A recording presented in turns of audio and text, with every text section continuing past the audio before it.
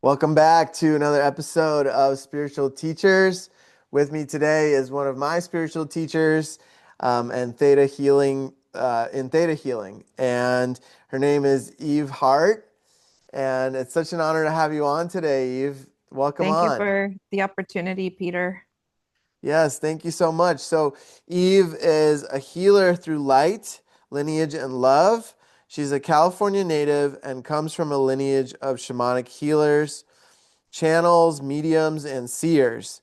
Her devotion to the healing arts and the evolution of her family practices began in the early 90s, and she has since become a highly seasoned multi-modality healer, integrating the gifts of her ancestors and new ways of the present, fully committed to her path. Through her walk with the stage 4 cancer through the medicine wheel, she has developed herself as an alchemical and spiritual guide and medicine woman. For the last 20 years, she has gathered men and women in circles for healing, cleansing programs, ceremony, drumming, and rites of passage in person and online. Eve has attained masters in various healing modalities, but has been able to birth her own methods. She lights the torch of remembrance to your divine connection that sparks the light in your heart as we all contribute to and play a part in humanity's awakening. What an amazing intro. So, yeah, this is awesome. We have so much to talk about today, and some of the topics that we may cover, because everyone knows how this podcast goes. Sometimes we go where spirit guides us, but some of the topics are cancer as a spiritual teacher, theta healing, sweat lodge, santeria, hape, entities and entity removal, the alchemical wheel, and shamanism. So I'm super stoked to dive into it today with you, Eve. Me too. Awesome. So, would you be open to sharing how your awakening journey started? Absolutely. Um, in I was born into a family. My grandmother was Cuban, and she is or was a spiritista, which is a shaman. She's a transmedium channel, meaning that she would bring in her spirit guide, and it would completely. She would speak through my grandmother, changing the tone of voice. She even had a cigar, because the guide smoked a lot of cigars. Hmm. And I was brought up in this family where there was Catholicism, there was shamanism, there was seances. My dad didn't believe in God. Catholic Church, as the Cubans came over, they came over when Castro opened the door, my mom's side. A lot of them were Catholic, but my grandmother definitely practiced um, as a spiritista, and it's Hmm. different from Santeria. We could go into that later. But I was born not very healthy, and part of it is my mom always thought she was cursed. And I think that had a lot to do with like over medication and things like that. So I had a lot of near death experiences as a child. Hmm. And because of all the I feel like I was so sensitive. I would see spirits, I would see entities as a little girl. I remember those near death experiences. And, I just closed my heart off to the world because it was just too much, too dramatic. And around 19, I had another health opportunity. Little did I know it was Epstein-Barr virus, mono, um, chronic depression, chronic fatigue. I I partied really hard. I went to school, I went to work, so I was overtaxing my body. Hmm. And in that dark space, I was able to call in my mentor. I wanted someone outside of the family to show me the way. So I literally prayed out loud and it said, I want someone that works with love because I was pretty much tired with working with my mom sending me to Santeria ceremonies. I didn't believe that was in the light as much as maybe it didn't resonate with me the way that they were doing things. And so my first mentor came on, and I went through intense cleansing and awakening. I literally woke up, moved out of my house, and started my spiritual healing arts journey Hmm. through energy work and healing, Reiki and cleansing, and just started awakening to I have all these gifts. And I really enjoyed having these mentors outside of my family that are a pinnacle in my healing journey. Hmm. And so I studied a lot of different things. And I, when I was introduced to Theta Healing, but one of the things that they speak about is always asking for permission to be able to change something in the subconscious or unconscious, to what are we going to resolve and change, transmute, and what are the programs that we're bringing back in? What are the new programs that we're ready to receive? And I really liked that because my trauma with healers and shamans in my life that would work in the worlds, in the underworlds, and come into my dream space, and they would start shifting energies and trying to heal me. And I would see those things. I would call them up and say, I saw this ceremony. I saw, I saw everything because I could see in the dark. And they would say, yes, your higher self wanted me to do these things. It was a trigger for me because my mom always tried to, with ceremony, with Santeria, with all these things, tried to instill her own, it's like control in a way, Hmm. it's not with my permission. Hmm. And so at that point, I shut off all even prayers coming my way. I wanted to be in my own bubble. So Theta Healing gave me that permission slip to work in this new way. And it gave you your power back in a way, right? Yeah, I felt safe working with this, making sure the clients felt safe. And so I received my master. I was a master teacher in Theta Healing. It was a 3-year journey, very expensive journey. But, in those realms, they you learn a lot about all the different spiritual modalities, but under a different veil, I felt like. So we're working with Akashic records, ancestral beliefs. We're working with all these things on a different angle. You're working with spirit guides. And so it's just under the veil of Theta Healing in their own perception of it. So it was like really great retraining. And I realized that there's so much coming through for me that um, I need to listen to my higher self and source, and to serve myself and others outside of modalities, because modalities kind of put a roof over your head. You can't really, it's like your family egregore. If you don't leave your family, it's like when you graduate college and you still live with your family and you don't take that, a lot of kids go traveling around the world, or they try to find themselves, Right. and it's out of the confinement of the egregore, the family system, that collective consciousness. And so breaking free from the collective consciousness, that's when true healing started coming for me, just receiving the gifts that I know I am, bringing them in from other lifetimes, bringing in new light codes.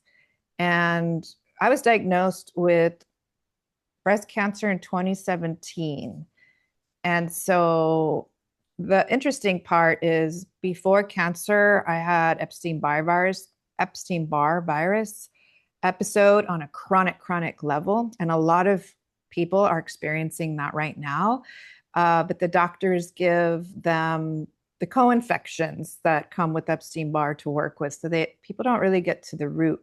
I figured out my mom went through this path, and that's why she was always over medicated. No one gave her the correct diagnosis. Mm-hmm. And in my prayer room, I asked, what is this all about? And I heard it's about working with ancestral beliefs. And that's when I got into Theta Healing. I started working deeper with ancestral beliefs, deeper with those tools, although I was already on that path. I was already working with an enormous amount of different healing modalities before then. So when I was diagnosed, I was like, why me? I'm like, I'm leading 100 people on the 40-day green cleanse program. I lead an online course, and it's not only a cleanse, but it has spiritual components to it.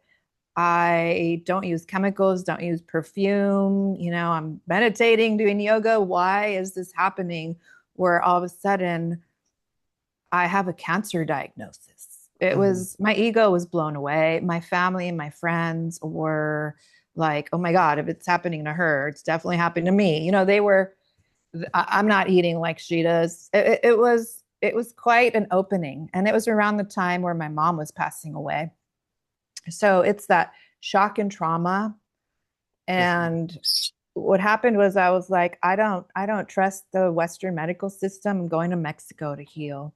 And the journey's been extensively long, extensively hard. I've through breast cancer, then stage 4, I would heal it. I would go back to stage 4, heal it, miracle healings, working with the master teachers. There are all these little turning points in my all near death experiences brought in new healing modalities, interesting, working with the light codes, working with the masters in an evolved way. And so it really humbled me and humbled my path. Taking time to pause, rest, go into where I call the West, the medicine wheel. Um, Working with the medicine wheel, when you go into the West, it's the death's door. Mm-hmm. It's going into the cave. It's going into that pause. And even canceling programs or clients, or just taking care of me and listening. Mm-hmm. And so I realized that cancer would bring in fire. I was walking through the fire. I was going through those death doors. I was working with the ancestral doors, and then rebirth again. And I just would go through that wheel and go through it again. And so it's almost like this walk that I was so conscious of eventually, when I took fear out of the way and I was just really present, because the diagnosis is one of the most life-threatening breast cancer diagnosis. It's not, I don't want to say regular breast cancer, but it has estrogen. It's estrogen fed. That means if there's any kind of worry or fear or um it's like the hormones react and feed the cancer. Mm-hmm. So practicing being super still, practicing being cutting those cords away, working with energetic cleansing. And I realized that after 2020, after COVID, the tools I had before then weren't working anymore. People would come to our home, we call it the Temple of Healing Arts. We host groups here. We have a temazcal, a sweat lodge. We do ceremonies of various kinds. And when people would come here after COVID, they would leave all their junk and negative imprints here. It's like the negative spirit guides or whatever entities would linger. And I would wonder, because I would cleanse the home before, cleanse the space after. And I just had to upgrade again the tools to Mm-hmm. be able to work with people so it didn't affect me. So a lot of times when people are going through a health opportunity, whether it be immune issues, which so many people have right now because of our food systems, if you live in LA, things are dropping from the sky. What are we eating? There's genetically modified foods, the meats I don't even want to talk about. There's so much that is poisoning our lands and our bodies, our minds, our immune systems. It's on overload. And Absolutely. so it's like, okay, how do I work with this? So I started working with the Hawkins Scale, David Hawkins, and I was already a dowser working with clients and myself on upgrading consciousness levels. So I started gauging people or where they are in the before a ceremony, before a healing, and I would measure them after. And the Mhm. increase of consciousness, being able to seal that auric field, their energetic, spiritual body, their mental body, physical body with light and new codes, reprogramming these people to step out into the world more authentic. That's And of super course, I did that interesting. with myself. Yeah, Sorry. that's super interesting to me. How uh, I'm so curious. How do you gauge somebody's consciousness? Is it mostly dowsing? Like for those people that don't know what dowsing is that what you use for that? I use a pendulum and I use com- uh, specific phrases and to be able to gauge where they lay on a wheel. And I use the Hawkins scale to kind of teach people this is what that means. Fear and shame is actually below fear. And that's how the other beings in this planet use mind control and black magic. They keep us in shame, they Yeah. keep us in fear, right? So Mhm. if people come in on a really low consciousness, we work with that fear wherever they're landing on the scale, belief systems. And once you release that and receive new ways of downloading that information, you're creating new neural pathways. Mhm. The brain's actually reconnecting, kind of like how mushroom does it. It shuts off a certain part of the brain, reconnects to the part of the brain that we've never used before. Mhm. And so now they're able to feel what that feels like in their body, to be in a higher consciousness state. 500 on the scale is unconditional love, and beyond that's enlightenment. Now, if people are raised to a higher point on the scale, that doesn't mean that they're going to get into their car, drive to their family, have a fight with their husband or wife, and their consciousness levels can drop. And so, what we want to do is give them tools, right? I give them tools to be like, oh, I don't feel like I was, you know, in that healing session. How do I recalibrate? How do I, you know, cut cords or whatever tools are given to be able to create that bubble again where they're in coherence instead of that fear or fight or flight in their body. And you can Uh, only heal when you're out of fight or flight. And For so a sure. lot of people come to me with autoimmune or cancer or whatever relationship issues and things like that, all different types, but everybody has their we all have like that teacher, right? What is the teacher we're working with? Is it divorce? What triggers, what's that trigger? Is it divorce, loss of job, financial insecurity? And this to be able to access the higher self. And I work with the Council of 12 for that being, that person that comes in, and to reconnect them to those beings of light that give them that support. A lot of times, cancer and autoimmune is lack of support, not being able to reconnect to um, that light.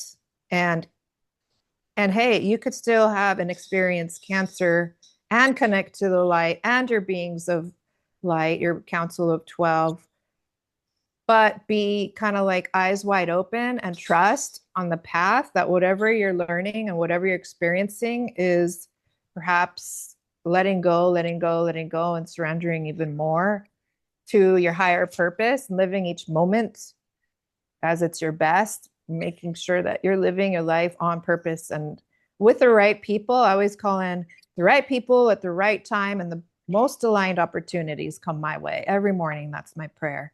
I'm Mhm. always knowing that I'm at the right place at the right time, Mhm. like we are here now.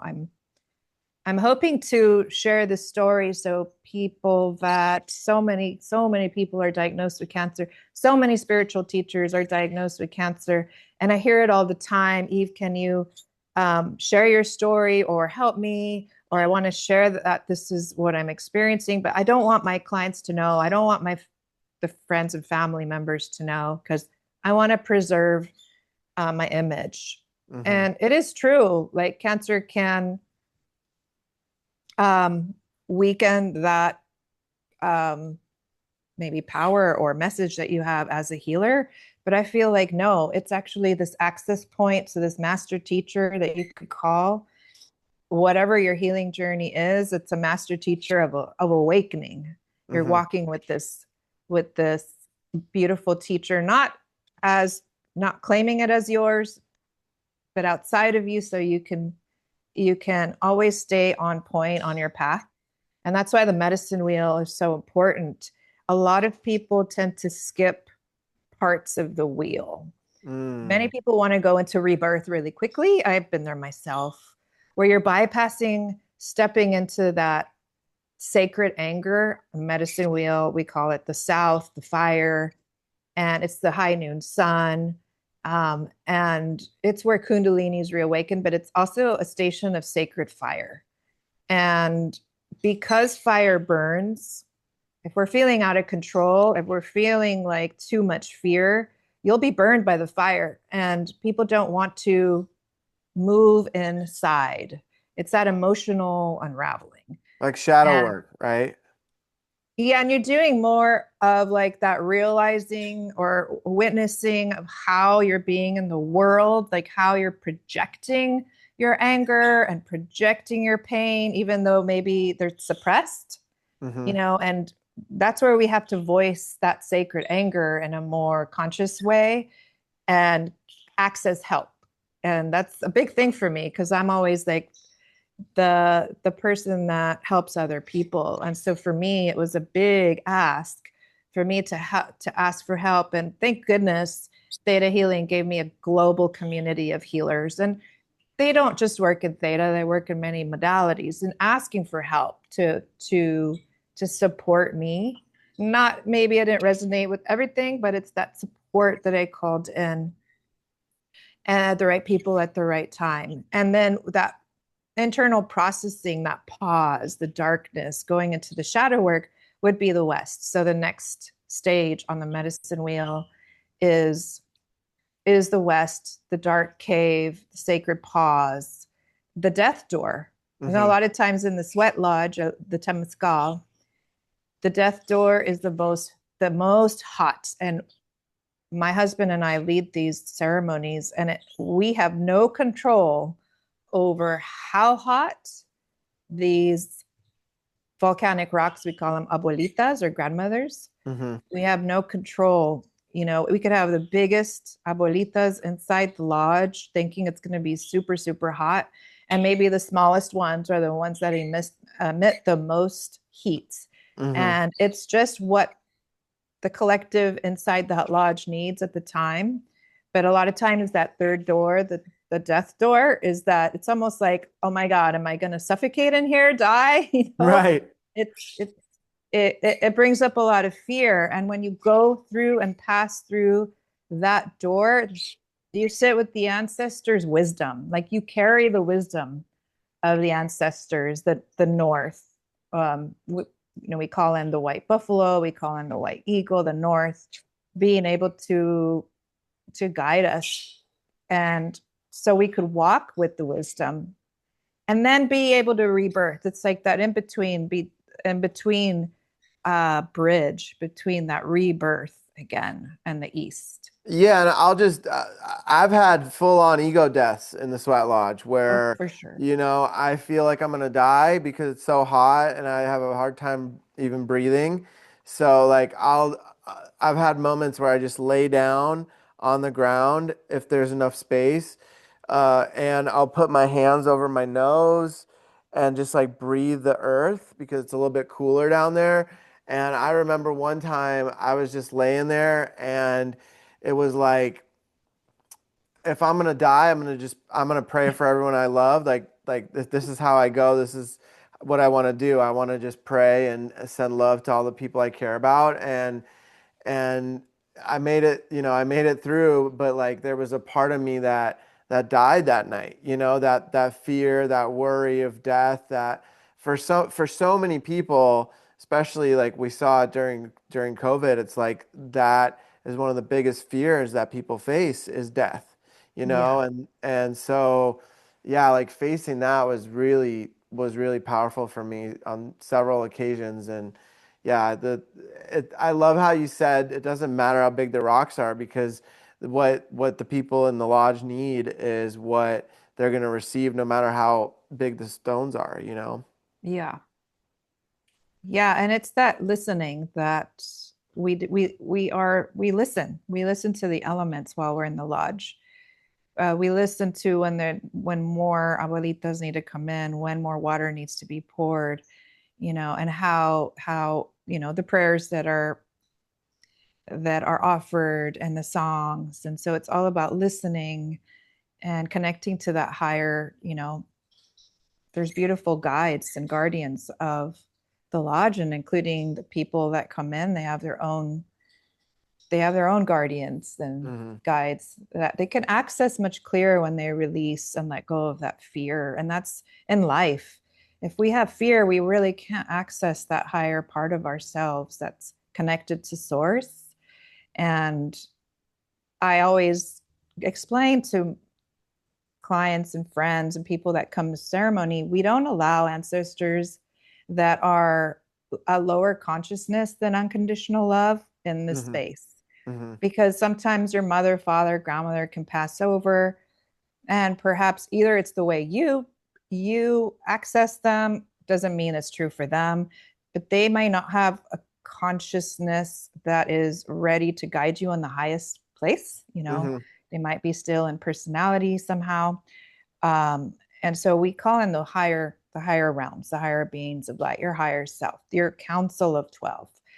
And um, different master teachers can sit on that council, and they can rotate. So some of them, say Archangel Michael takes the back seat because Saint Germain wants to come in. Hmm. You're working with the alchemical flame of, the violet flame, Hmm. perhaps in the ceremony. So you can have those switches happening too.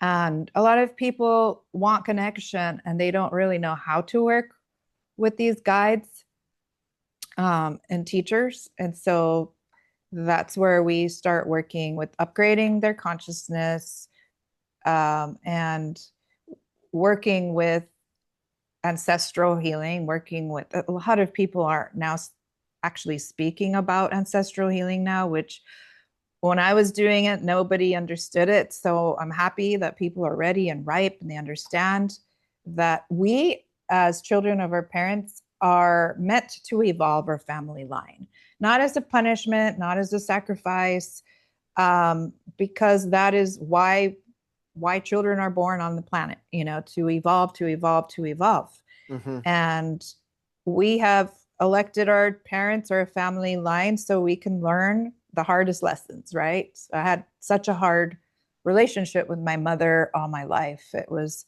one of my rite of passages. Oh And, yeah. mother father wounds for Yep. everybody.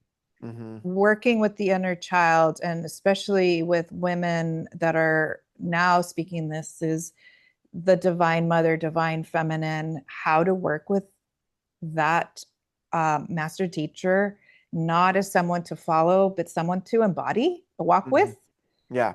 because she wants us, just like Jesus, Christ consciousness. It's not something outside of you. It's you already are the light. You are that.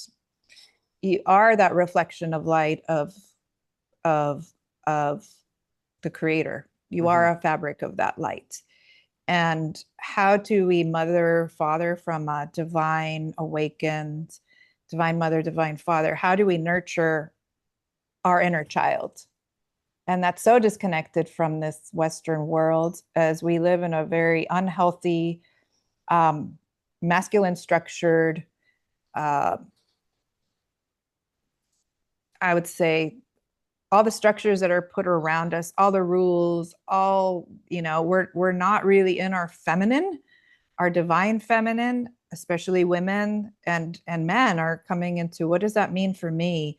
Working with that divine feminine in myself, and working what is divine masculine. It's not control, it's sacred power, but it's not force over anyone. And you see that playing out in the world. You see it trying to survive, trying to maintain control of the population. And so some people say when they're diagnosed with a health issue or cancer that I'm trying to fight for my life. And I don't think so. Like that's the fight that we've been programmed to do. Mm-hmm. And it's unhealthy to fight something that's a teacher. Consider it a teacher. Consider it. Cancer is just a lost, it's lost, it's confused. It's also trying to survive. It's not trying to kill anything. It's how we work with this alchemy inside of us that we can let go of the fear. And what you said, it's like I really had to work with the fear to be able to surrender to death. Mm-hmm. And if we can keep surrendering to death while we're in this waking life, I think that's the whole purpose. Is one of our purposes is surrendering, that we will go when we need to go, and it is not a bad thing. So many people lose loved ones, and what they posted on social media, I lost someone to cancer, or I lost my dad, or whatever, and people are like, I'm so sorry. And I never say I'm sorry. Why are you sorry? This is the journey. It's a Right. journey that we take. You're going to go there too.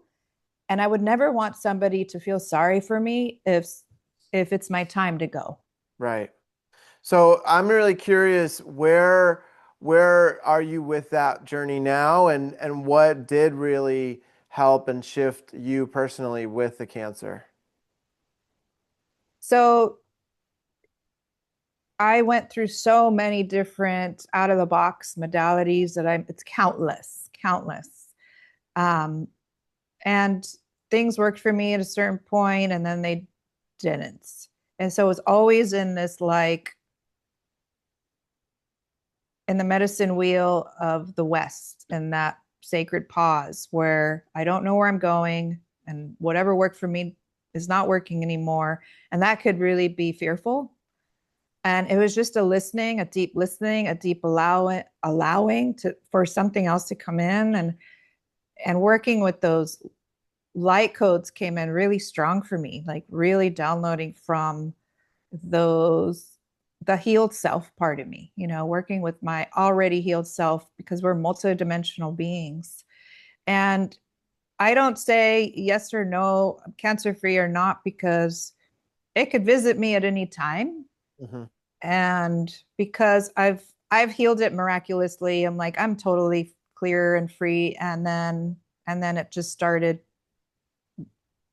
started experiencing it again. Mm-hmm. So I'm in a place where I'm just living, I'm on purpose, I'm on my passion, and I'm completely surrendering every step of the way. And I know I'm guided. I know I'm here to do what I need to do. And it's a blessing. So these last couple of rounds, facing it, what what did help the most? And It's what would you suggest for people that are, you know, facing cancer and these later stages of it? What are some of the tools or suggestions that you would have for them? I have a program called the 40-day green cleanse. I really love um, that for me and the thousands of people who have been through that program. I'm revamping it right now to put online to help people. Hmm. But I'm coming out with the muscle testing course so people could tune into their body's truth, because I feel like if I share what worked for me, people kind of go for it. And it's really like I want to help people access their own divine wisdom, their inner guidance system. I call it awakening your energy. It's a Hmm. fun phrase, but awakening your inner guru, your inner guidance. And when you're muscle testing for things, like I put a whole protocol down, like maybe there's certain supplements and vitamins, maybe there's, certain foods, even it's a green cleanse. You might need something that's not green. You might need to have whatever, bone broth, for Right. instance. And Hmm. so I explained that, you know, there could be so many modalities that help, including, Rick Simpson oil, or um, working with hape, working with different plant medicines. But as long as we're accessing higher consciousness levels, as long as we're aligned to those modalities, it could be colonics, it could be working with ozone, it could be so many different, I have infrared beds that my whole family uses, um, trampolines, working the lymphatic system, but really going into that spiritual container and being guided, receiving. And maybe you're not receiving in that meditation, but maybe you're receiving from somebody's word of mouth. You see it on social media. It kind of sparks. And the more that you practice that, the more you practice that inner alignment, start putting a protocol. I do this for clients, but I want to, empower them to do it themselves. Like, write down what you're creating as your own protocol to healing. It may be Western medicine, it may be alternative care, it may be Reiki healing, it may be self-healing in many ways. There's the aspect of clean eating, no pesticides, organic foods, and green foods help alkalize the body, going into an alkaline state. Mm-hmm. And so when you're putting all these things together, you're muscle testing your body to see what's a yes and what's a no. And I also introduce, what level of yes does this resonate for you? If it's only a 3 out of 10, then maybe not for you. Maybe there's something better. So consider, maybe there's a shift in what you're doing with this cleanse that will make it a 10 for you. Right. And so I want to empower people to really, I'm not a doctor, so it's in a suggestion, like take in those doctor's suggestions, take in the alternative care, but you are in charge. Right. You're the divine, I you love know. that. I love that because there's going to be a different formula for different people and different levels of inner work and shedding of old programs, old beliefs, of the fear that we were mentioning. For everyone, it's going to be different, and those emotions, I believe, are what manifests as these things, these times Yeah. when we're in high stress and in the world today, it's like go, go, go, like hustle mentality, and it's like if people aren't giving themselves the time to reset and relax their nervous system and to process old trauma and triggers, it's like it's going to manifest as something at some point, unless we keep clearing it out. And I believe that it's Yeah. all just emotions that are stuck. And I mean, there's more to it, obviously, but that's kind of where it starts, it seems like, right? Emotional, it could be generational, it could be chemical. There's a lot of different things that could block people. Yeah. And the Temescal, the sweat lodge, we say Temescal because we bring in the energy, the Mexica, the Azteca, the South, versus the Native American lodges. To me, it feels a little more on the feminine, the songs, the prayers, the energies. And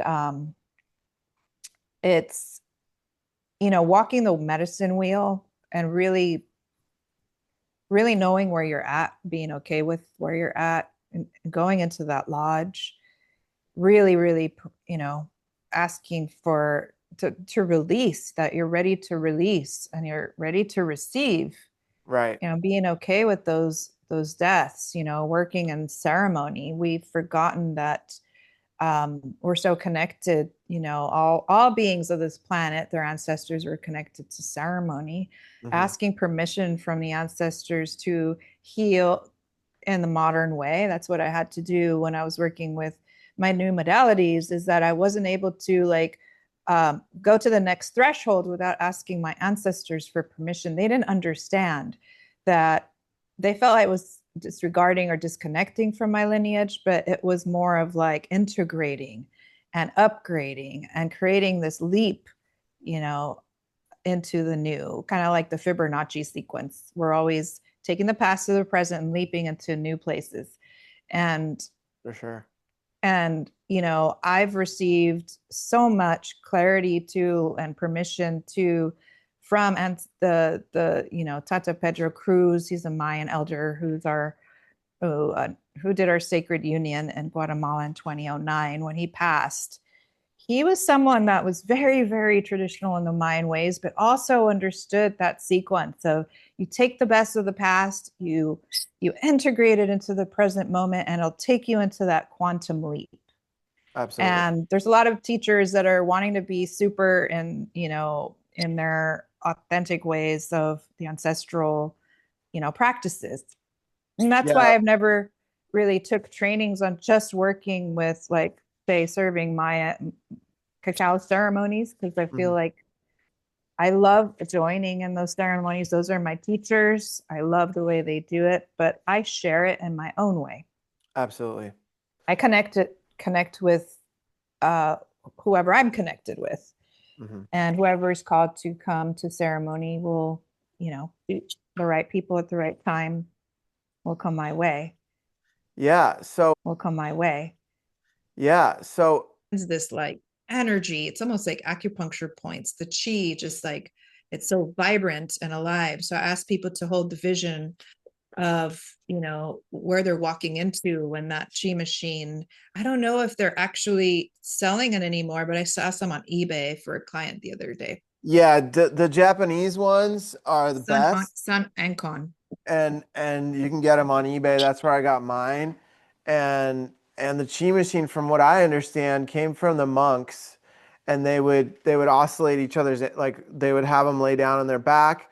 They would oscillate their ankles, just moving them side to side, for like 5-10 minutes every morning. The monks would do that Ah, for each other, and then the Japanese were like, let's create this into a machine that can help people. And yeah, they created, like, I think the Japanese take everything, make it way better. So yeah, it's awesome. I find that like 20 minutes laying on the chi machine is kind of the sweet spot, yeah, because it allows for my body to start to like fully relax and unwind. If I do it for like 5-10 minutes, it just kind of starts the process. And I'm not like, I guess it's different for everybody, but for me, the 20 minutes seems like it really aligns all my bones, opens the lymphatic system. And then when I'm done, there's this vibration of all the like acupuncture channels and all the meridians lined up and opened. And I feel like the vibration and the buzz in my hands and my feet. the It's chi high, I call it. it's amazing. Yeah. So you have a Sun Ancon. Is that a brand? The brand, yeah, Sun Ancon's original supplier. There's a lot of knockoffs out there that maybe have different, like the different, you could do it slower, faster, whatever, more aggressively, but I feel like that Sun Ancon is that the original chi. I used to, in the 90s, when I was doing cleanses and getting on doing colonics, they used to put me on this chi machine before the colonics, and it just really helped, the colonics move, the elimination process move much better. Oh yeah. Either that or a trampoline that really helps the lymphatic system. Hmm. She had both, and that's when I was like, I need one of these in my life. There's the feeling you get of that deep relaxation state. So I do the chi while I'm on my infrared mat. I have an infrared dome, and so when clients come in person, I do a lot of online work. A lot of people aren't local, but if people do come in, that's something they lay on. But we do open it up for ceremony too. When they come in for healing, there's, working with altars and things like that. Um, so there's times I've been into like the saunas and also the cryotherapies that are really good depending on what your body needs. Not everybody needs the harsh cold conditions, especially during different times of the year. And Uh, cryotherapy is like a cold plunge for those that are unfamiliar with that I term, like right? I like going into the actual cryo machines. It's like a freezer. Oh, You okay. get into negative, I don't know, negative 200. I don't know how it's a lot. It's really Yeah. cold. Yeah.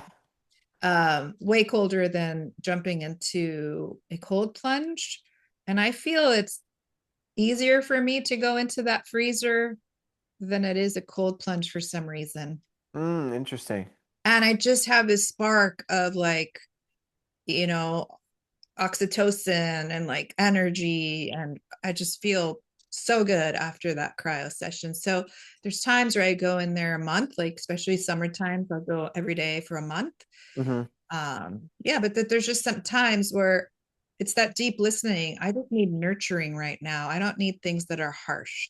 Hmm. Kambo was a big ally on my journey with Epstein-Barr, Lyme disease, and then after diagnosis with cancer. I feel Epstein-Barr is deeply connected to cancer diagnoses. Mm. And so many people don't understand how to work with that. So I always connect those two. And you need certain things when that's, you could have sleeping viruses in the body, and then you might get sick, or you might get in a car accident, and you might go through a breakup, and those viruses like Epstein-Barr could look so different in your body. And that's why I never understood what I was experiencing over and over. I would heal myself and then it would like flare again.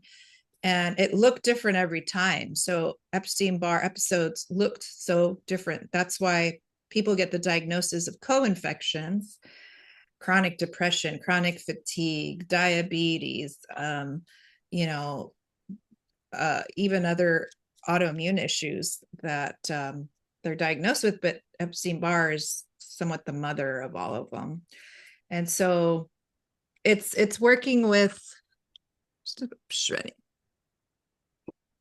This bird is driving me crazy. He eats all the things. Yeah. So for Kambo, going back to Kambo, um, sometimes the person doesn't need intensity like that. For me, I did 6 ceremonies back to back every day. That's to eliminate the Epstein-Barr virus and Lyme disease that I had in the body. Also had the diagnosis of cancer. And it was like, wow, it was so great for Epstein-Barr and Lyme, especially. I ended up doing almost 40 within a few years time. So 40 sessions or 40 points? 40 ceremonies. Okay. So uh so for those that don't know about Kambo, we have another episode where we talk about Kambo, but if can you just give a brief explanation of what so Kambo Kambo is? is an Amazonian frog medicine, and it's using the secretion of the frog. It's administered into your lymphatic system, so they burn your lymph, little gates on your body. It looks like an incense stick. So Hmm. there's small gates that they open up and administer the medicine. And when the medicine goes in, maybe I should have picked a different part of the house because he's going a little nuts. If when the medicine goes into the lymphatic system, it's what you experience. It's a purgatory, so it's not a hallucinogenic type of medicine like ayahuasca or bufo or anything like that, but it dumps all the toxins into all the organs of the body, and then it flushes into your stomach, and so you purge those toxins. It's not like you're getting sick on the medicine, it's you're getting sick on your whatever. If it's heavy metals, it's adaptogenic, just like a mushroom would be for healing. There he is. It's adaptogenic, just like any other mushroom would be for healing. It understands where to heal you most. So for my husband, it was heavy metals. For me, it was the viruses and inflammation. And so a lot of people coming with mental battles that they're coming in with, it really puts you in a present state. A lot of people in the West, we don't like to purge. We associate it with getting drunk and eating a hamburger Oh and yeah. getting sick over the toilet. And Yeah. it's not like that because you're coming in clean without food. And what you're purging is, oh, it could be it's a spiritual purge. And you feel so much light afterwards, Oh yeah. so much alignment. It's a really strong medicine, and what they recommend is to do 3 within a moon cycle, because your first one, your body's just getting used to the kind of like what the hell is this?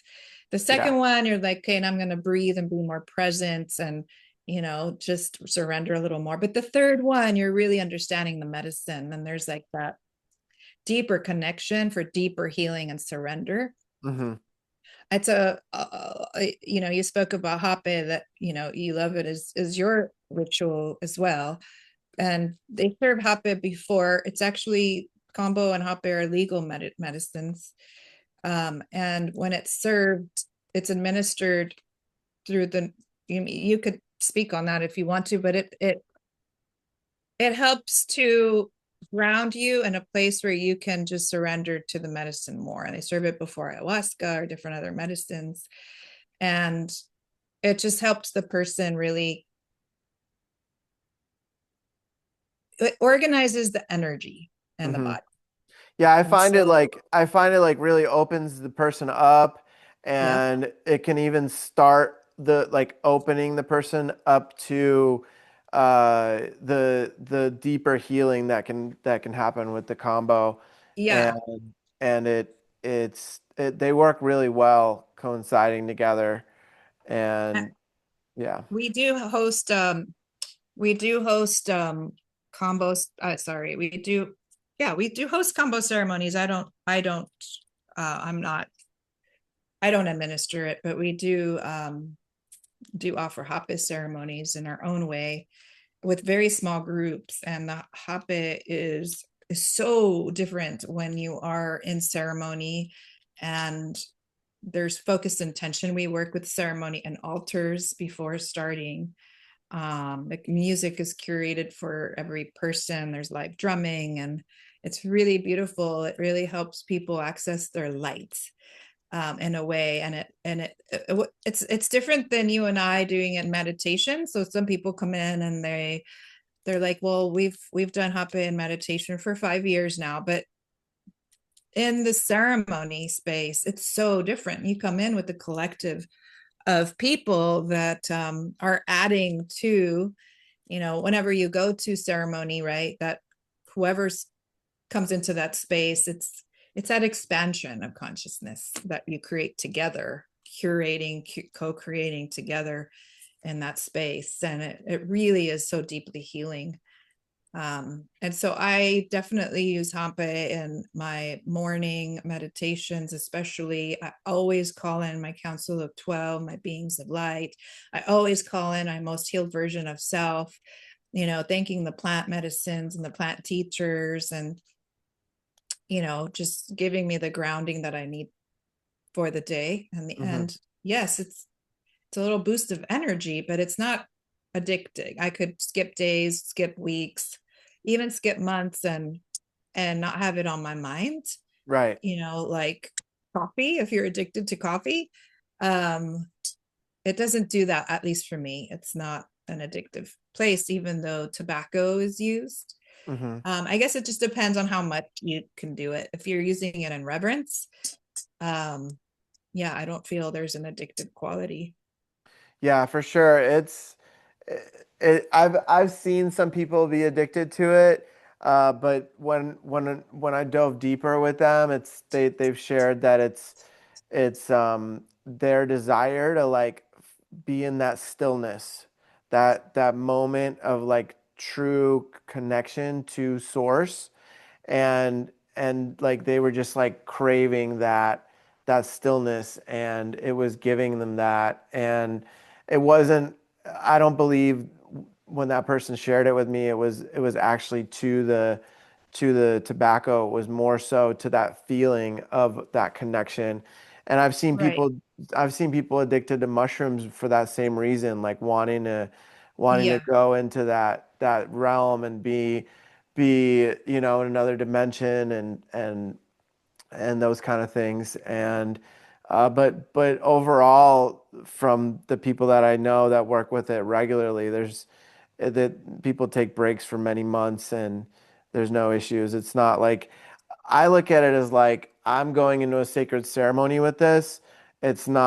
it's not tobacco. It's a prayed over sacred medicine that, people in the Amazon really put a lot of intention and love and energy into, that, now I'm able to work with and help clear myself.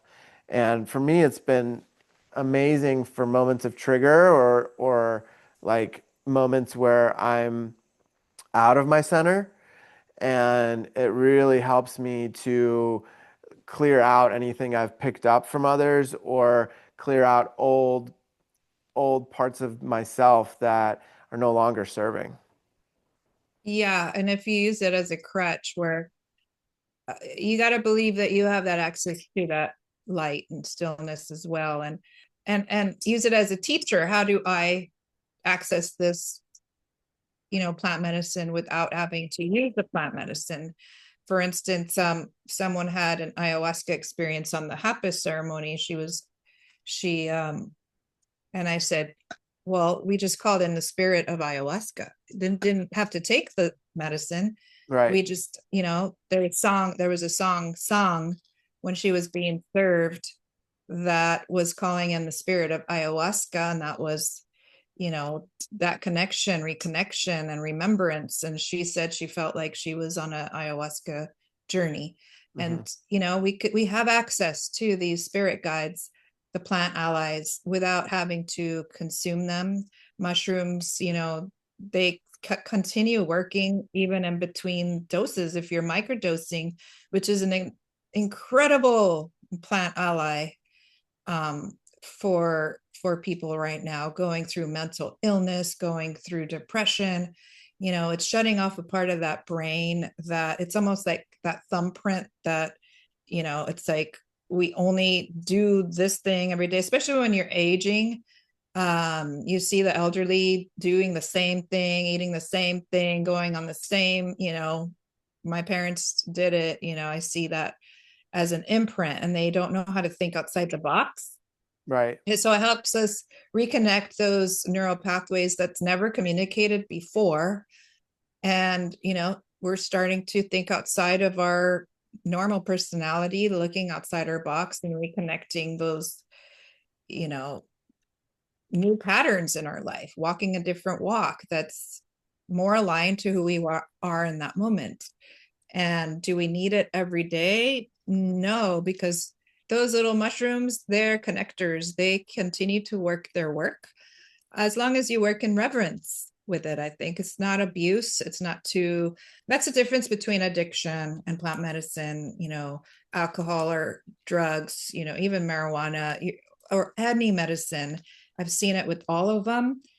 If you're trying to escape something, that's an addiction, and that's not Right. using it at reverence, with Exactly. reverence. And if you're really on the path of awakening, you're doing your work in between, you're integrating those moments, you're integrating what you've learned with the plant teachers and plant allies. You're seeking help. If you don't know how to access, ask for help, go to a healer, go to a therapist, do some journaling, you know reconnect to the people that matter, start cutting cords to the people that drain your energy. It's like that's the work you need to do between these, when these teachers are here for you, you got to do your homework. And Yep. that's why I see clients like on a package of 8. It's like, I could do this healing, but I want to know how you're integrating the work and how you're walking your walk. Right. And are you able to keep your consciousness high? And when you get triggered, you might get lost again. And I'm here to help you access that path for yourself that you want to walk on, that you've created for yourself. And how do you continue to stay in alignment with that? It sometimes takes a guide, a guardian, to help you get through the medicine wheel again, get through those dark passages, sacred anger, and the death doors. Yeah, even if it's just an accountability partner, that I've found is huge, because then it's like, okay, there's somebody that is looking out for me, somebody that cares about what I'm going through, and that is helping just hold the space for that person to move through whatever they're moving through, and just reminding them of their light, reminding them of that higher frequency that, that they're just holding that space for them to come back into that because, there are really challenging situations that happen in life. People, pass on, uh, different illnesses, that all kinds of challenges, right? And sometimes that throws people off their center and onto a little detour. But, people like yourself and myself, I find that it's important for those people that are kind of taking a little detour, maybe going back to some old addictions and things like that, just to remind them like we got a responsibility, and it's way bigger than just us now. It's like we got to do our own healing, and then we have a responsibility to show up for others and be of service and really live in our purpose. And sometimes people can kind of forget or maybe stray off the path a little bit, but even that is there to teach them something. Yeah, we're on a path of remembering. And I always say if we work on the mother wound and then we find ourselves with another mother wound again, it's spiral evolution or spiral healing. We're in a different place. We're more conscious than before. And we come with so many programs. Like maybe there's people that come in with needing to heal, right? And maybe they believe they can't heal, you know and so it's like working with those programs. And when we're more conscious and aware, we take the unconscious or subconscious programs into the consciousness. When we're triggered again, now we're more conscious about the thing that triggered us, the mother wound, father wound, whatever it was, and we're able to move through it much more quickly. If we have to realize that we've worked with this before, and now we're in a different place with it.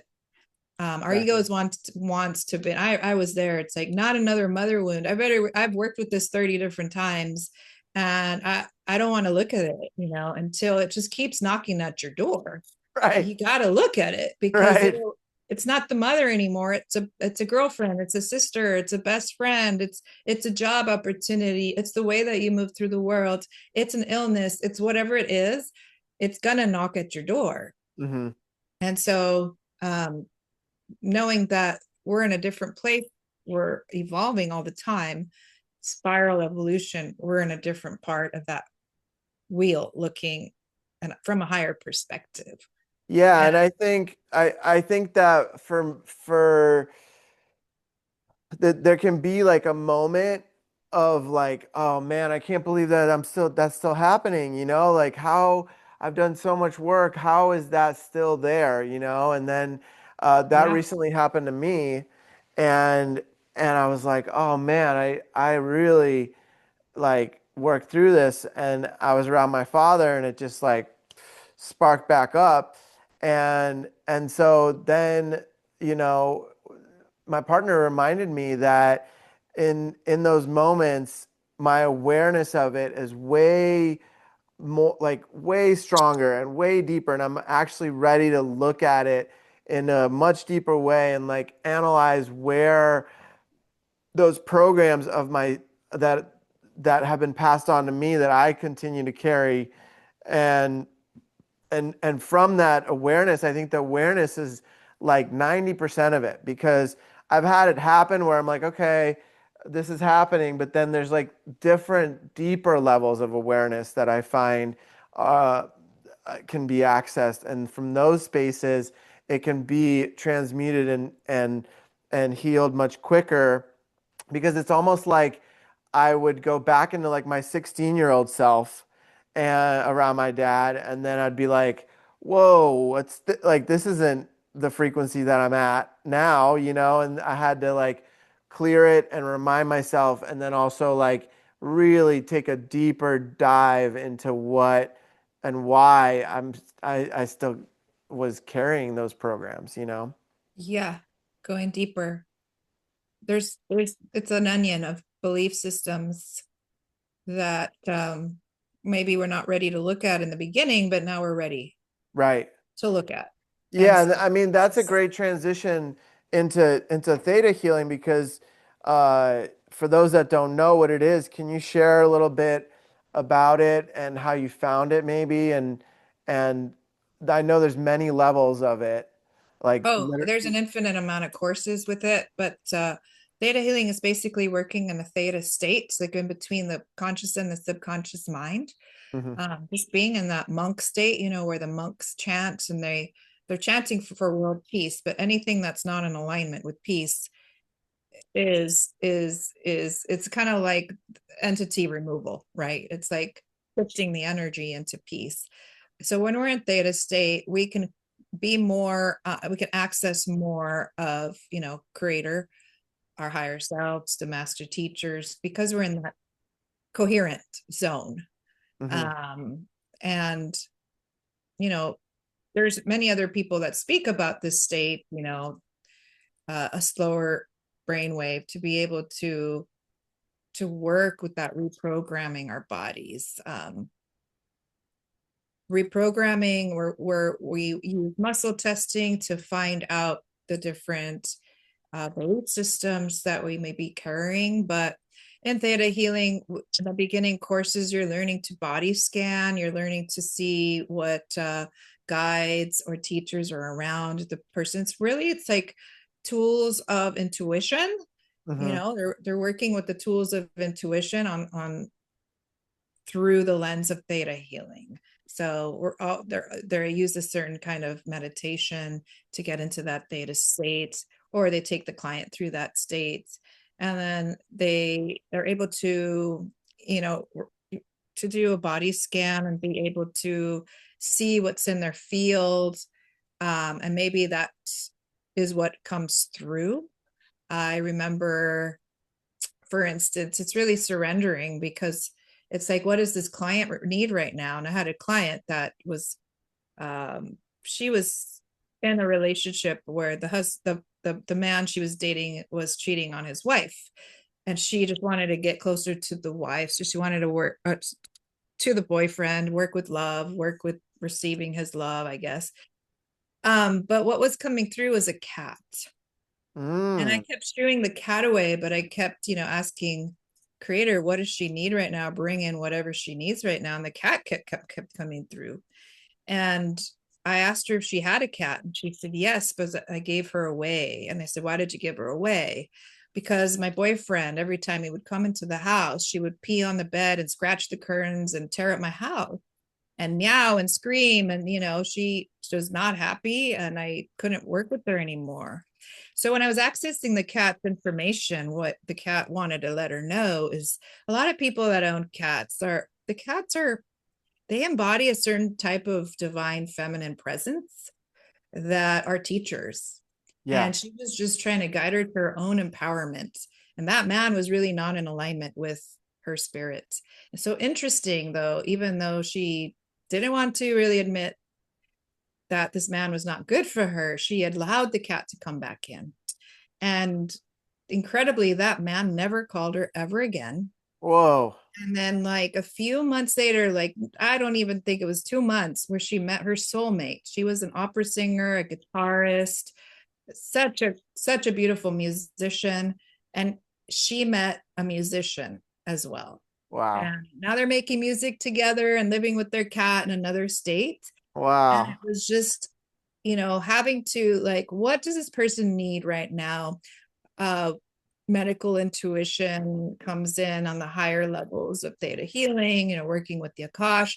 And you could train with all these things outside of theta healing, right? But their lens is going into theta state beforehand, which, all modalities have their own way to get into that coherent state. I feel like too, theta healing has its own process, and it's a beautiful modality for people that are wanting to get introduced to being more intuitive, opening that intuition, opening that trust, because you work with so many people, and as you get higher and higher up there and the teachers courses, you're working with like hundreds of people Mhm. all the time. And it's just such good practice. We're going in and out of people's energy fields for like 30 seconds and we're giving them a whole read on their Akashic records, on all the things. So you're really being trained.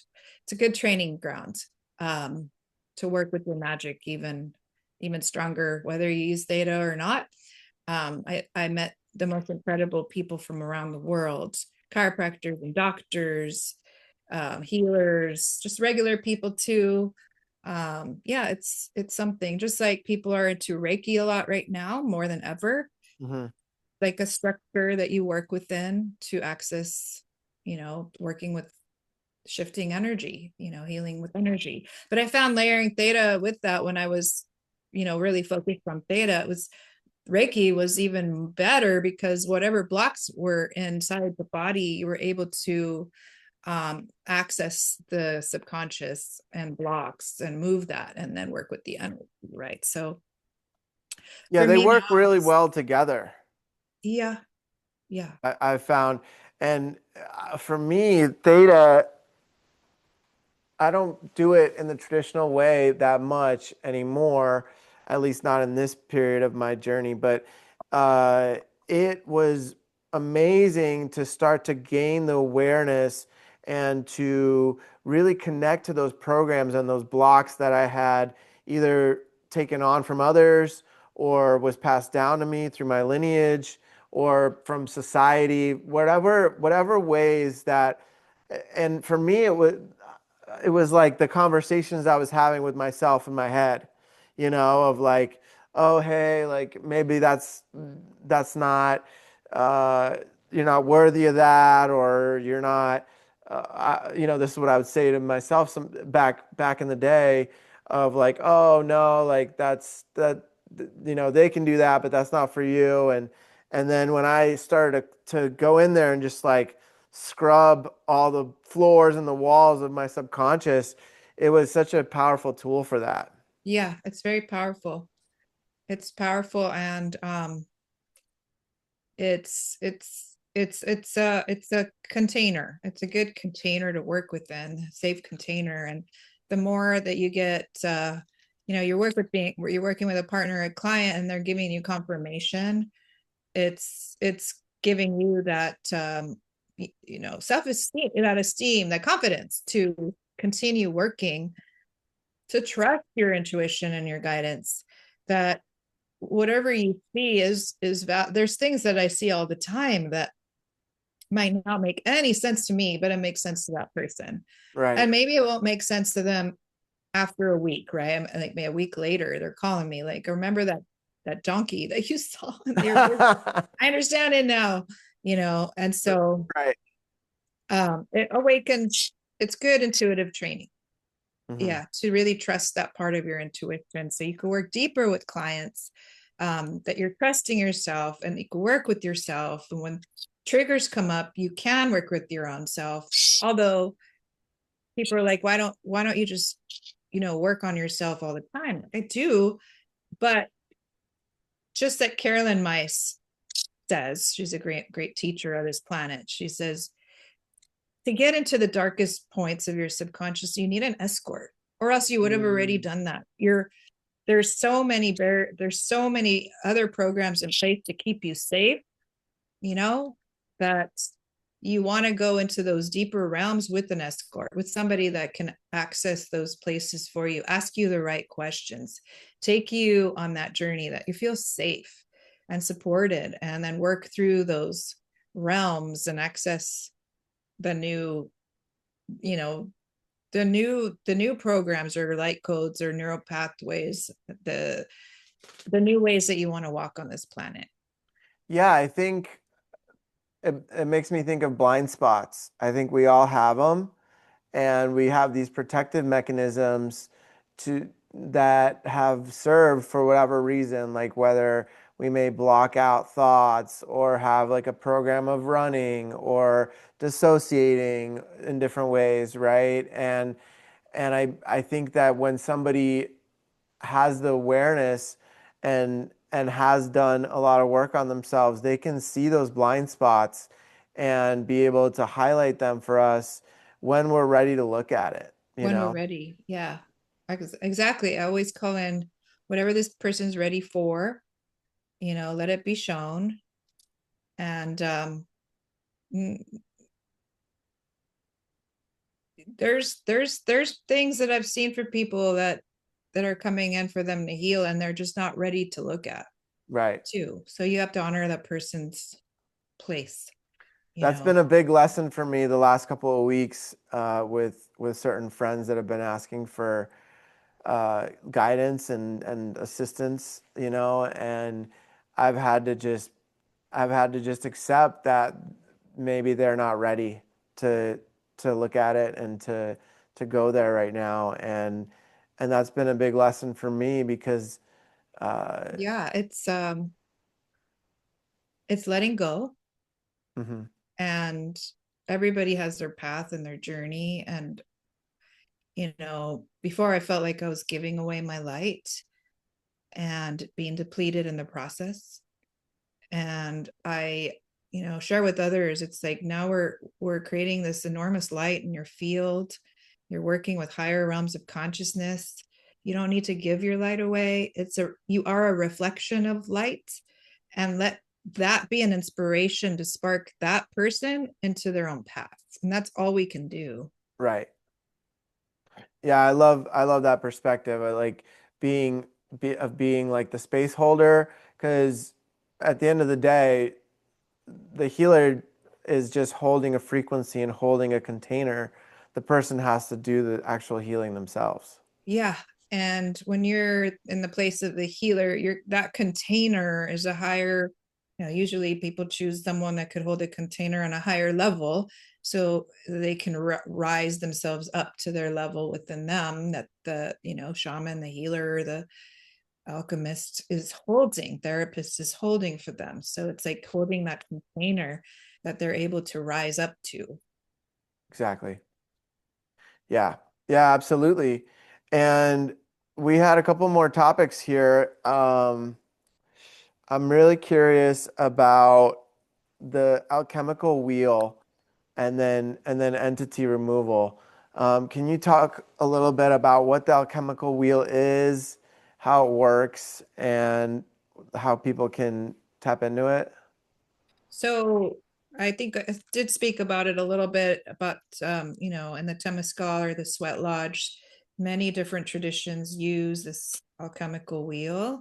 So even in the Native American, South American lodges, they're using the medicine wheel, but some, use different colors and different symbolisms, and they start with different doors, like the East or the West. So East or the South is most common. And so even in those medicine wheels and how they work with that medicine may differ from tribe to tribe to tribe, like to earth people to earth people. And even in Russia, right, or different spiritual traditions of the shamans of different parts of the world, they might use these the ways of alchemy. And so when we work with the East, and that's where I start, is that rebirth. Hmm. It's new life, it's a rising sun. We're facing that rising sun. And it's like, we've went through all the different elements, and now we're in this rebirth stage, like an infant. And then we're walking to the wheel of the South, which is fire, sacred anger, passion, kundalini rising. It's the high noon sun, it's creation at its fullest, it's intuition heightened, and passion. And so it's like when we're in that creativity, we're feeling amazing. Also could arise when we're out of alignment, that being burned by the fire, anger, rage, not being able to be present with what's there.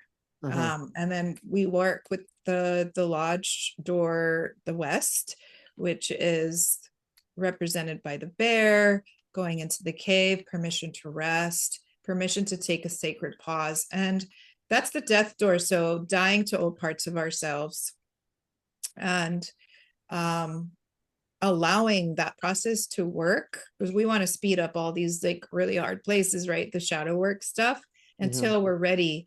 And then the north is the ancestral realms. And we're working with these ancestors who are guiding us and walking with us and showing us the way, and learning how to embody that on our walk as wisdom, you know. So it's like collecting the virtues. So all the things, the struggles along that wheel of creation, we hit blocks, we hit triggers, we hit, you know, all the different deep emotions and shadow work.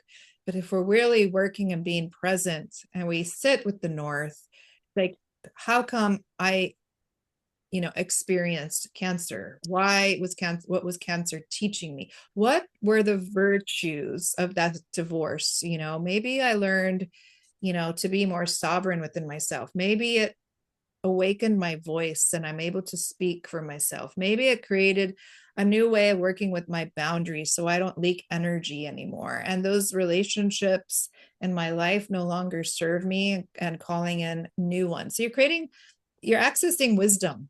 Hmm. You're accessing it's almost like we're here on Earth School. We're here to be triggered. We're here to be challenged. We're the diamond in the rough. And if we're only the victim in it all, we never get to see the higher vision.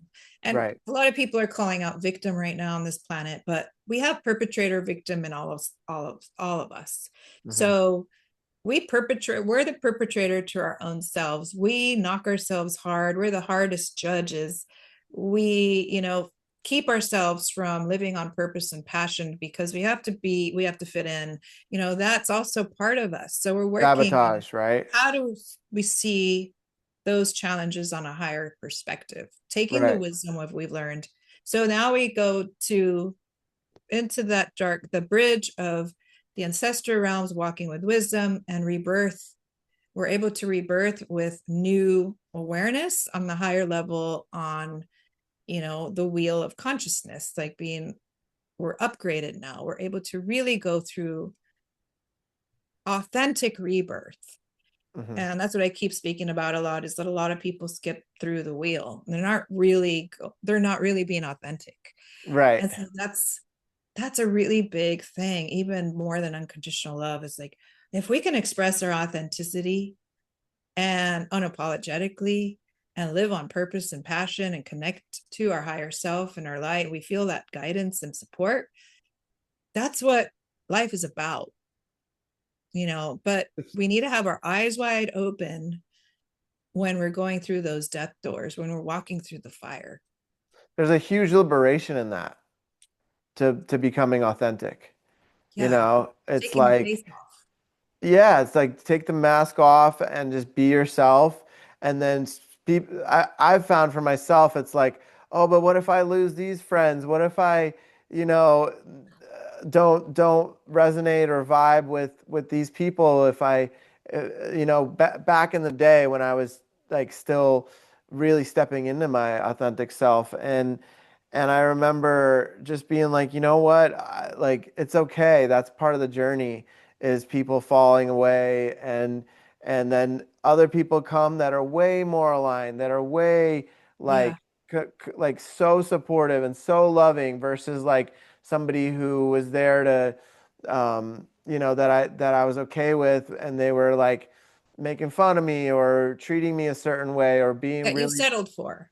yeah, I just settled for it because it was, this person was part of the crew, and And it's like because the settling is almost, maybe it could be ancestral. Like, we have to believe that there's another, that we can access even more support and more love, and we don't need to drain our energy to be liked or loved or included.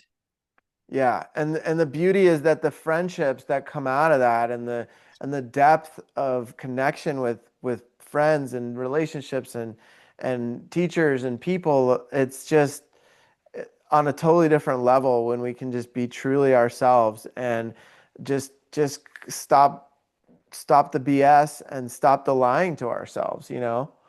They can see you, they can hear you, they might not agree with you, but there's respect. Right, right. And some of them might be able to feel you on a deeper level even. Yeah. Yeah. Yeah, it's really liberating. experience, and I encourage everyone to, lean into that because it's really been extraordinarily liberating for me in so many ways.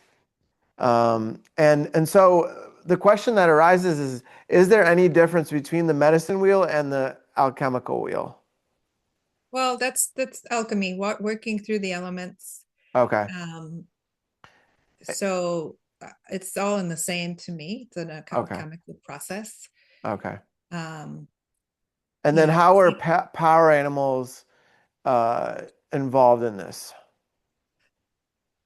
so as I'm just really connected to receiving what is needed in the moment, but the power animals or the animals on the station, like the east, we call in the eagle and condor and hummingbird. And I really love the eagle and condor prophecy, where they say the Hopi tribe elder has spoken, and I think that even South America and Peru have the same prophecy, is that when the eagle and the condor fly wingtip to wingtip, all peace on earth will prevail.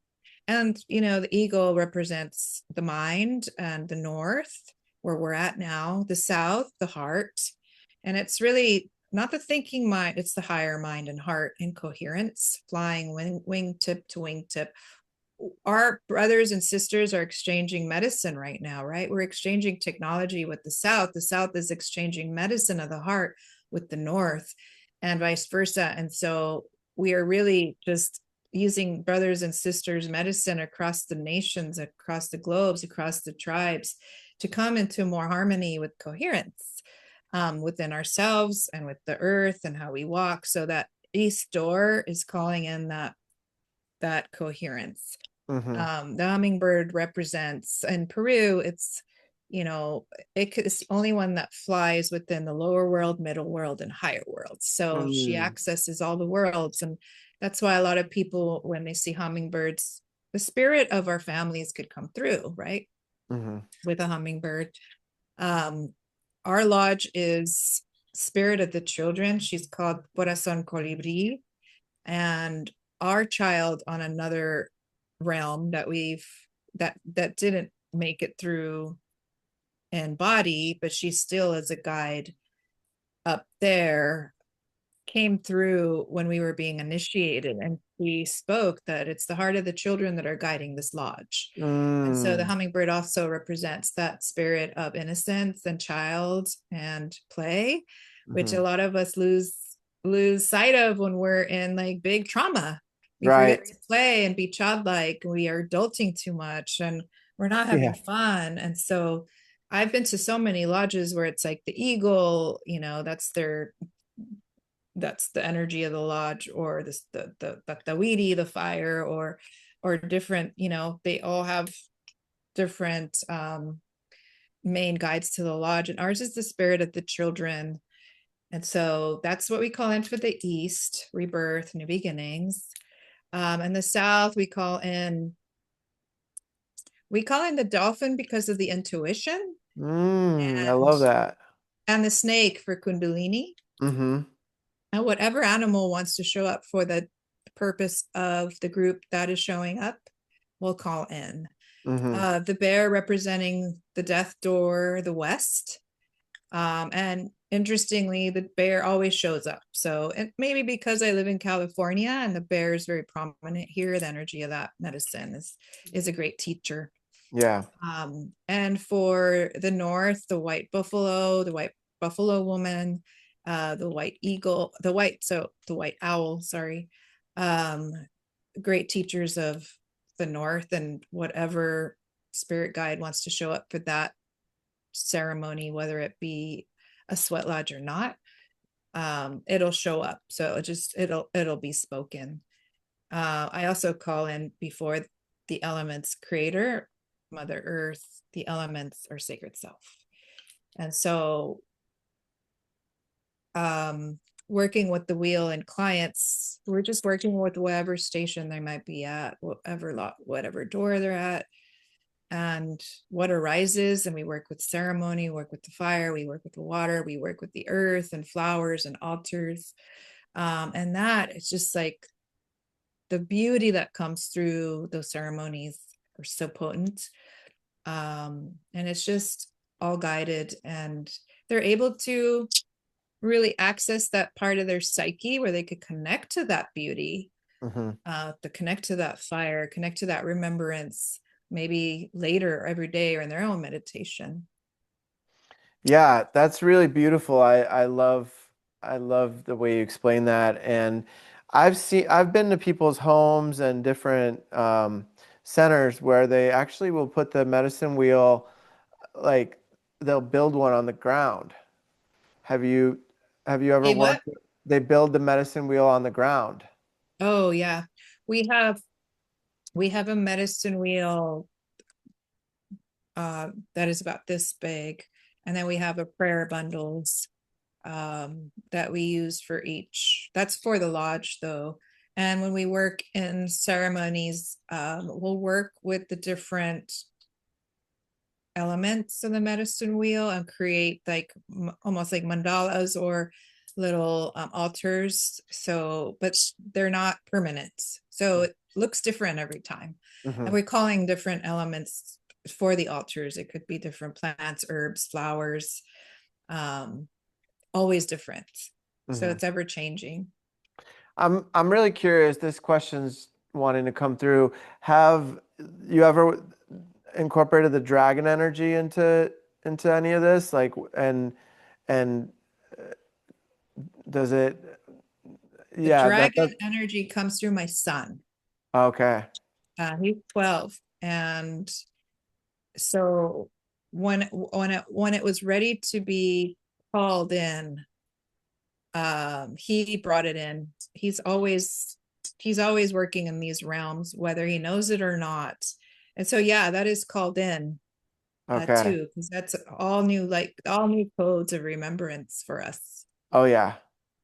Yeah, it's interesting because when you're in the lodge, a lot of times the stones, the grandfathers and grandmothers will show me uh, different animals in the stones when they're lit Oh up, yeah.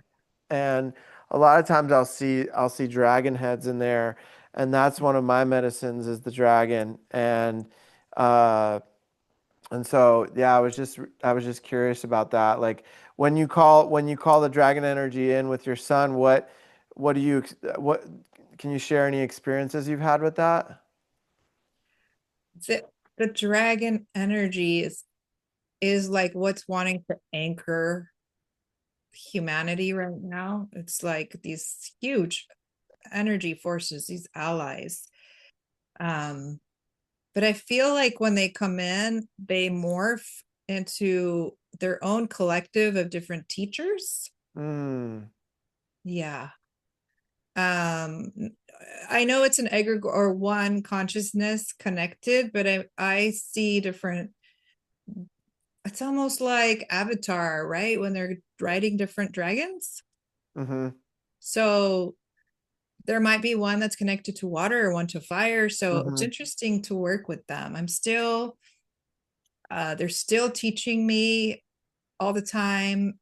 They come into different forms, different shapes, different sizes, different colors, and they work with different elements. So it's like a whole set of different master teachers coming in and Oh just, yeah. Yeah, I just think like I just got the land in Maine. I found the land gifted me a new staff and it has a very clear dragon head on it. And so that's like the wood, the earth dragon, right? Then there's the water dragon, oh, yeah. uh, and then there's the fire dragon, which comes in different experiences like the lodge and different things. So yeah, I'm really exploring that energy because it's not what some people believe as like these No, I don't negative read about beings. it. I don't look up any information on it. I'm just allowing it to show. I Yeah. feel like it's not totally new, but I feel like I'm still in the East door with it. Mm, Some of them are a little bit more uh developed for me than others, but it's like, oh wow, it's almost like when I worked with Mother Mary, Magdalene, or Jesus, or Michael. Mm-hmm. Um, as I evolve, they show themselves differently to me. Yeah.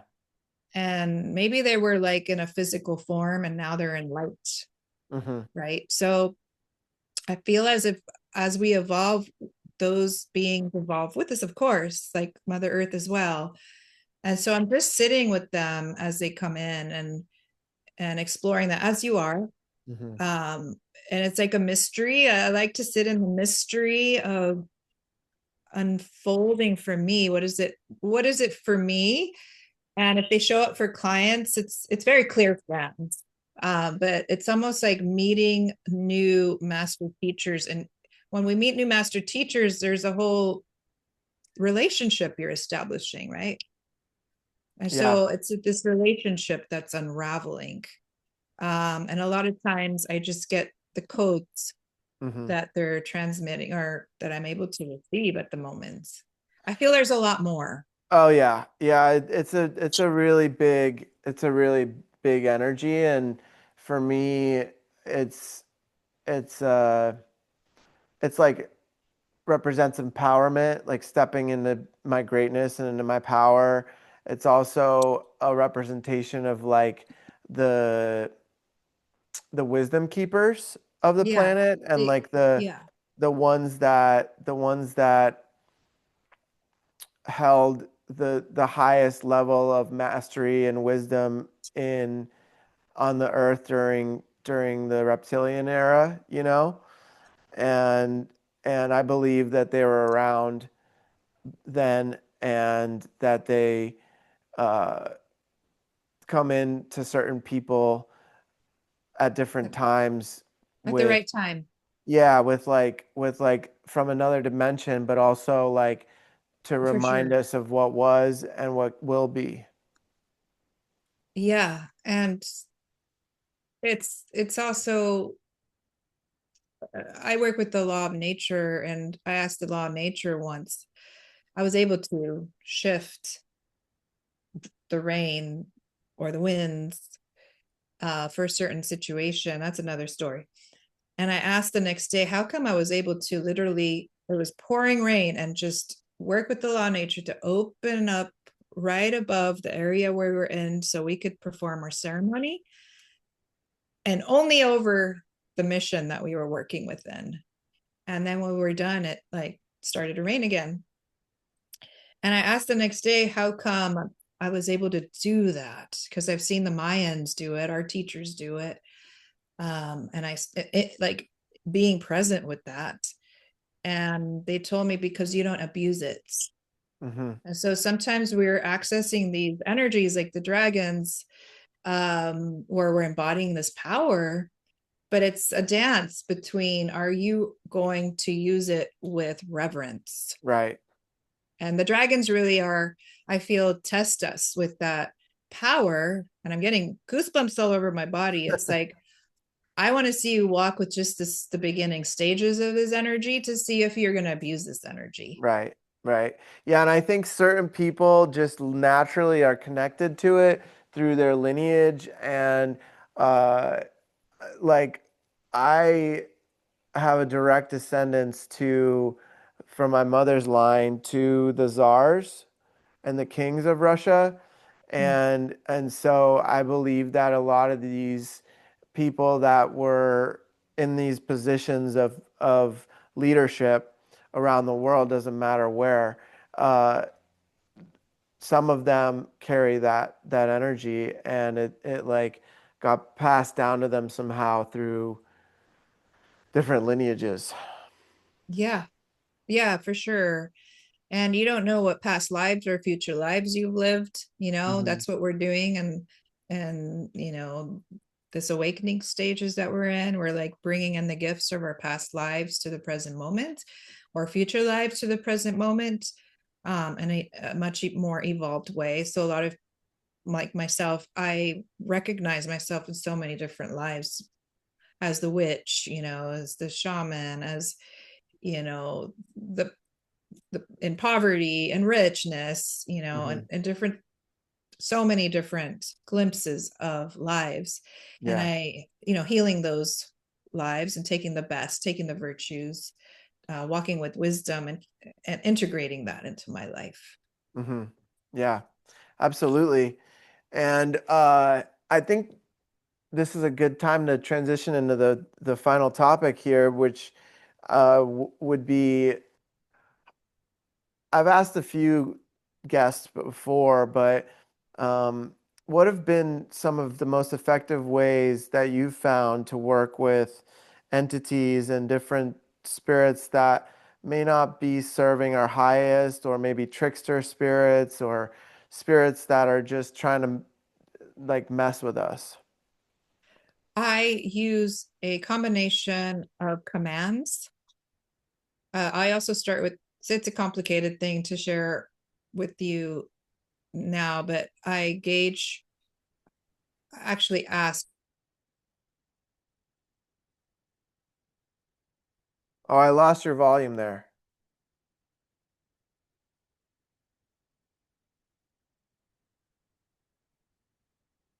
I lost it. We can't hear you. Um, That was so interesting. We lost your can't hear volume. me? We can hear you now, but we lost your volume when you Oh, started talking okay. about it. Maybe it's not meant for the podcast right now. Yeah. I don't know. Whatever you were saying was completely just blurred, like went quiet for a minute. Okay. So I use a specific questions to see what sort of things are, lingering, what consciousness level either I'm at, or if I'm carrying anything. Say I go into a bar or a dance party and I leave with stuff. Hmm. I gauge it through dowsing or muscle testing or just tuning in, and I clear with either commands that I say all the time, and then just call in that higher self, call in the beings of light, call in the guardians of my temple, my council of 12, the temple space here as guardians too. But I work with dowsing tools. So when I'm clearing, I'm working with counterclockwise, and when I'm kind of like up leveling or raising the field, sealing the field of myself or the property or wherever I'm working with the pendulum in a clockwise position. Hmm. So it's a series of different things, but I'm also tapping into source, and I see things and I'm guided. So I could teach people how to do this, but it's a little complicated because I've added things that on my journey that I feel that is needed at this time. But for people, you could listen to monk chants. There's guttural. Tibetan monks get into Epsom salt baths, use sacred intention to clear things out. Every night, do a little bit of sage. I use rose water to raise my energy field as guardians of my sleep. I'll wake up, I call in my light, call in that healed version of self, my guardians, council of 12. So it's like constantly, keeping that connection to light is Hmm. really important. And then are you building any energetic grids or any energetic protection around yourself and the space? I use the sacred fire a lot. I do light a lot of fires and use alchemy with like Saint Germain or the violet flame, Hmm. and the guardians for myself. So I do have certain commands that I use with the fire when it's needed. Like if there are heavy things to lift, people are calling me to work on their property or whatever, I could bring in that element, but I actually don't have to. I could do it remotely. And it's also if you're removing entities from people, this is the thing to remember. I was working on someone that's an alcoholic and they had 200 entity attachments, right? It could be Whoa. negative spirit guides, it could be entities, whatever. I could clear them out. And then I measured about an hour later and maybe like 75 were back. Whoa. Does that make sense? So if you're not working on your light, if you're not working on your auric field, there's tears and there's holes when you're in abuse and in darkness and in mental, negative states of mind. and you're permeable. A lot of people are permeable right now. Right. They're walking into a bar and they come out and all of a sudden they have attachments. It's Hmm. that easy, you know. Yeah. Um, you're going into an ayahuasca journey, for instance, and the medicine man's not working in the inner in the invisible realms, clearing space, you know, enough for people to be in their own journey. Sometimes I've seen people walk away with more entities than they walked in with, Hmm. and it caused trauma for them. Yeah. So things like that, keeping yourself as clean as possible through living foods, through purified living waters, through working with herbs and plant medicines and prayers. You know, I people come into my house. I always program my house when people come in to feel community and harmony and peace and joy. So it's a good practice. Like anybody stepping into my house, I'm clearing this field and inviting a new energy. It's not a new energy, but just like reinforcing that love and light, harmony, friendship, communication, respect.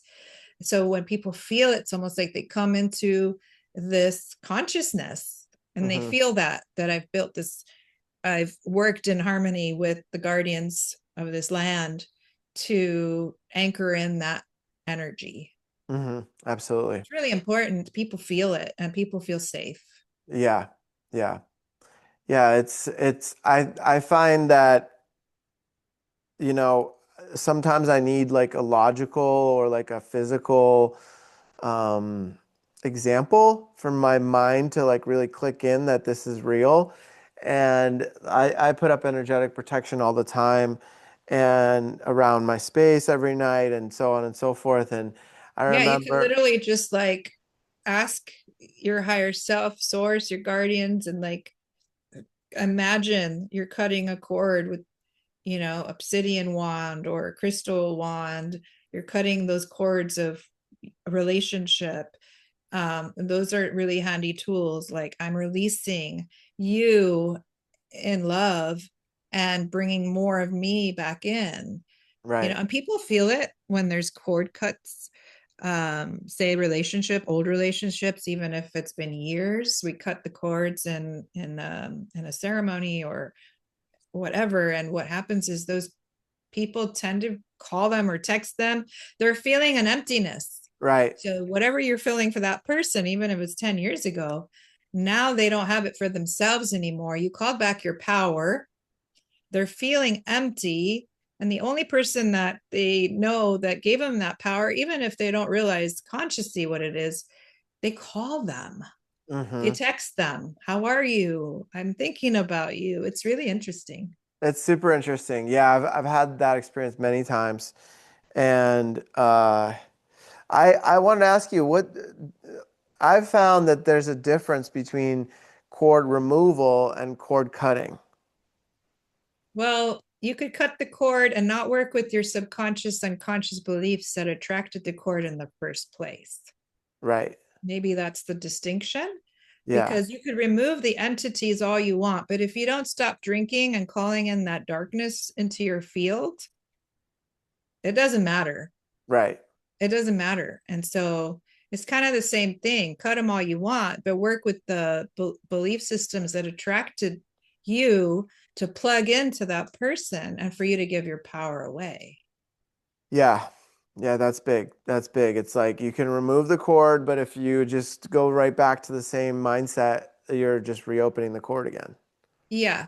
But, you know, it's helpful to see that, oh my gosh, I could feel that energy still here, even though I've cut the cord so many times. Maybe I have to work deeper with this situation. Right. What is it inside self that's wanting to stay connected to that?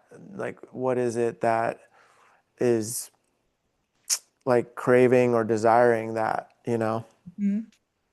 Yeah, that's a really good point. I think that's important for people to hear.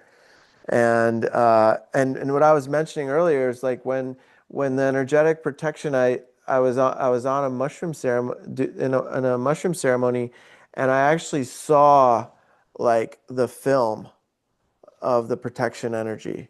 Mm. when I was on the medicine, and I was like, oh wow, okay, so this really is working, and it's You know, the mushroom itself. what was that? You said you saw a protection film of the mushroom. No, like the protection that I had created energetically. Oh, that you created yourself Right, yeah, with like I with saw it. your guardians. Yeah, Yeah. that's awesome. Yeah, that was that logical part of me that was like, okay, this is really It's actually real. working. Yeah, it's real. I feel as we go into anyone's space, we always have to call in our own guardians and higher self as I say, not as protectors, but more as guardians, right? Like guarding the space, guarding our inner temple, our consciousness, and anything that is out of alignment with love, it just bounces off. That bounces off, Yep, bounces off of us.